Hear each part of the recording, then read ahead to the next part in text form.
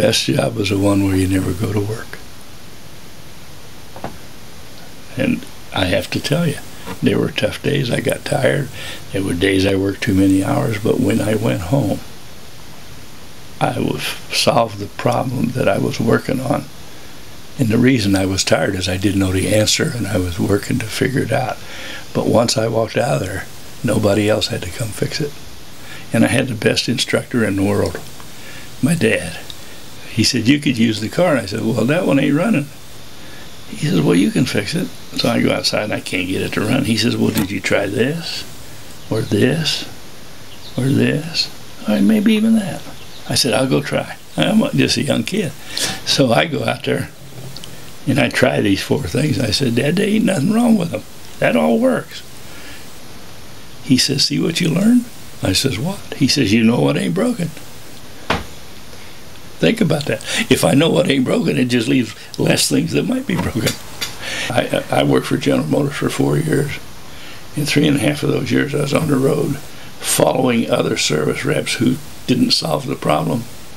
I never came back to the factory without a correction. And another one up there I'm in. And this one's in the museum at the Speedway. This is the picture you saw upstairs. See, that's me checking the tire. This one? Oh, this one? That's the first car I worked on at Indy. 95 years ago, my grandfather worked for the Duesenberg Motor Car Company and was part of the racing team. And they were the first guys in 1925 to win the Indianapolis 500 at over 100 miles an hour. At 100.004 miles an hour.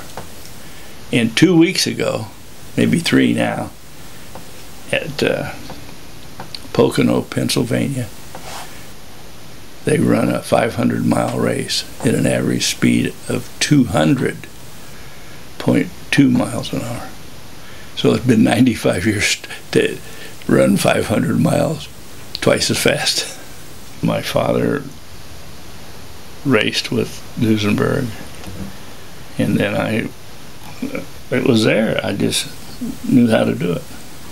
And I started when I was, let's see, 17, 16, about 14 or 15 years old. And this guy was the Offenhauser engine parts dealer, and he called me in one day and he said, let your brother collect the grass, and I want you to sort these nuts and bolts. And he had just bought Army surplus nuts and bolts, and for a week or two I sorted them, all sizes, shapes. One day he says, can you run that saw? And it was a bandsaw. And hell, for the next 2 or 3 months I was cutting pieces. And the first thing you know, I was working there all the time.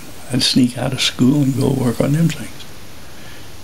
And when I was 20 years old, I was standing on a street corner, and the guy says, they want you over to Speedway. And I said, hell, I ain't even old enough to get in. What the hell they want me to do? He said, Firestone wants to talk to you. So I went over there, and at 20 years old, I was the youngest tire guy at the Speedway, and that opened all the doors. So that's what I did. Worked for Firestone, built and run race cars, sold engines for Ford Motor Company, was an engineer at General Motors, and I left there to start a trucking company for some rich people. Did that for 20 years, took a beat-up old trucking company, and myself and the 3 other guys grew it to, I think it was the 18th largest trucking company in the nation. We hauled all of stuff for Sears Roebuck and partially Amway, Mervyn's department store. I was over at the Speedway one day, and a lady was walking by the display for crash helmets. And a friend of mine was handling the display. I'm sitting there having a Coke with him. This lady says, how much them hats? She didn't even call them helmets. And he said, well, the ones the race drivers wear, use are between $500 and $800.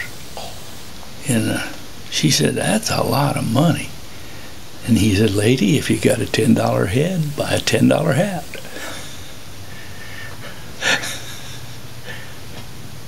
Think about that, you know. People don't, if you only got one head, you don't want to bust it up.